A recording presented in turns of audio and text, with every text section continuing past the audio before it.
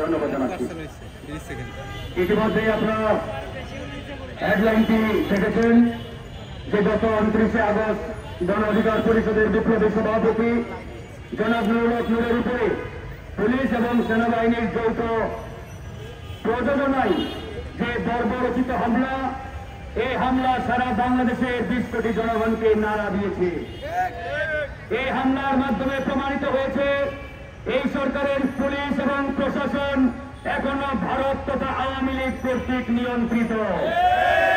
এই হামলার মাধ্যমে প্রমাণিত হয়েছে এই সরকারের ভিতরে আরেক সরকার রয়েছে যারা মূলত এই দেশকে পরিচালনা করছে।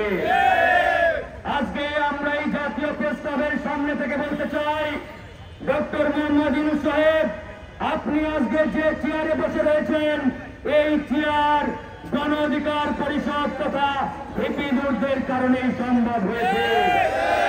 আজকে ডক্টর মোহাম্মদ ইউনূস, আপনি কারাগারে থাকার কথা, হাসিনা যখন আপনার নামে মিথ্যা বাংলা ভিত্তিহীন মামলা দিয়েছিল আপনার পক্ষে কেউ দাঁড়ায় নাই। আপনার পক্ষে সেদিন দাঁড়িয়েছিল গণ অধিকার পরিষদ এবং ভিপি নুরুল হক নূর। কিন্তু অত্যন্ত পরিতাপের বিষয়, আজকে দিনের আলোর মতো পরিষ্কার তারা কিভাবে একটি রাজনৈতিক দলের কেন্দ্রীয় কার্যালয়ে গিয়ে নারকীয় তাণ্ডব চালিয়েছে তারা সারা বাংলাদেশের মানুষ সেটি দেখেছে। এরপরে প্রধান উপদেষ্টা ঘোষণা দিল ভিপি নুরুল হক নূরকে উন্নত চিকিৎসার জন্য অনতি বিলম্বে বিদেশে নেওয়ার। এখানেও এই সরকার আমাদের সাথে প্রতারণা করেছে, বেইমানি করেছে, মুনাফিকি করেছে। তারা বিদেশে নেওয়ার ঘোষণা দেওয়ার পরেও আজ পর্যন্ত তারা কার্যকর কোন উদ্যোগ নেয় নাই। বন্ধুগণ, তাই আমরা বাধ্য হয়ে সরকারের সেই ঘোষণাকে ঘৃণা করে প্রত্যাখ্যান করেছি। আমরা বলেছি ভিপি নূরকে বিদেশে নেওয়া হবে, তার উন্নত চিকিৎসা বিদেশের মাটিতে করা হবে, তবে সরকারের দয়া দক্ষিণার উপরে নির্ভর করে নয়। তাকে আমরা দলীয় এবং পারিবারিক ভাবেই বিদেশে নেব, তার উন্নত চিকিৎসার ব্যবস্থা করব। প্রিয় বন্ধুগণ, আজকে আপনারা দেখেছেন সারা বাংলাদেশে ঢাকা শহরের অলিতে গলিতে আওয়ামী গুন্ডা পান্ডেরা আজকে বিক্ষোভ মিছিল করছে। এই যে সন্ত্রাসীরা রাজপথে নেমে বিক্ষোভ করার দুঃসাহস দেখাচ্ছে, এর পুরো দায়ভার এই সরকার এবং এই সরকারের স্বরাষ্ট্র উপদেষ্টার। যেখানেই আওয়ামী লীগের সন্ত্রাসীরা মিছিল করবে সেই থানাবাসীকে স্ট্যান্ড রিলিজ করে খাগড়াছড়ি পাঠিয়ে দেওয়া হবে। যে জেলায় ছাত্রলীগের সন্ত্রাসীরা মিছিল বের করবে সেই জেলার এসপিকে স্ট্যান্ড রিলিজ করে বান্দরবান পাঠিয়ে দেওয়া হবে। এই ঘোষণা এই অন্তর্বর্তীকালীন সরকার, এই সরকারের স্বরাষ্ট্র উপদেষ্টা দিলে দেখতেন কোন জায়গায় আওয়ামী লীগ, ছাত্রলীগ, যুবলীগের সন্ত্রাসীরা মিছিল বের করার দুঃসাহস দেখাত না। যারা মিছিল করছে তারা প্রশাসনের সাথে যোগ সাজস করেই এই মিছিলগুলো বের করছে। বন্ধুগণ, প্রিয় ভাইরা আমার, আজকে সরকার তার বাহানা শুরু করেছে। জাতীয় পার্টি 14 দল, এগুলো আওয়ামী লীগের অন্যতম সহযোগী ছিল, ভারতীয় রয়ের এজেন্ট ছিল, রয়ের দালাল ছিল।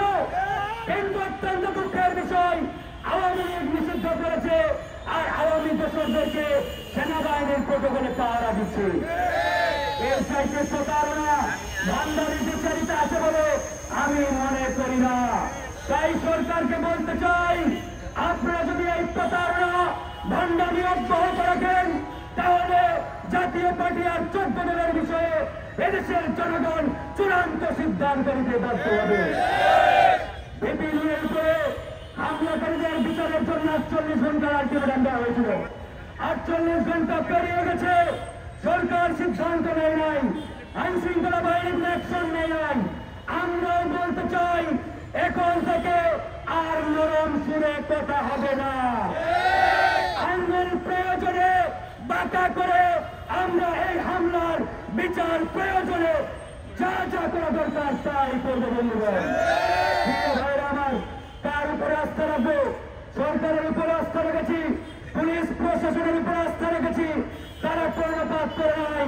তাই বাধ্য হয়ে যা জারি করা হবে, এরপরে বলতে পারবেন না মাফ করা যাবে না। এরপরে কোন উপদেষ্টা যদি বলে বেআইনি ভাবে মাফ করা হচ্ছে, ওই উপদেষ্টার চেয়ার লাত্তি মেরে সত্যি অনেক সহ্য করা হয়েছে। আমাদের রক্ত ঘাম লেগে দিব আজকের এই সরকার। আর সরকারের চেয়ারে বসে ফাজলামো শুরু করেছেন।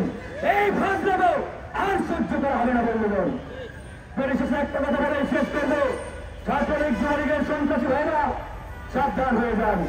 আপনাদের গুরু বক্তাদার শামীম ওসমানরা বিদেশে বসে আমার ভর্তি করে আর তোমরা মাঝে না নিজেদের বিপদ নিজেরাই দেখে বলছে। আমি জনগণকে বলবো, এরপরে আওয়ামী লীগ ছাত্রলীগ বাংলাদেশের যে প্রান্তেই যে কোনো জায়গায় মিছিল বের করার চেষ্টা করলে সেখানেই গণদোলাই শুরু করবেন। প্রশাসন কথা বলছে না, মনে রাখতে হবে আওয়ামী লীগ ফিরে আসলে ওই স্বরাষ্ট্র উপদেষ্টার কিছু হবে না। তিনি উড়ান দিয়ে বিদেশে যাবেন, বিদেশে আরামে এসে থাকবেন, আর বাংলাদেশের মাটিতে ফাঁসির কাজটি আমাদের ঝুলতে হবে।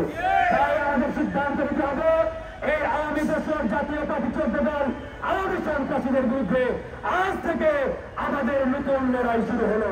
যে টলারেন্স নীতি শুরু হলো, যেখানেই দেখা পাবো সেখানেই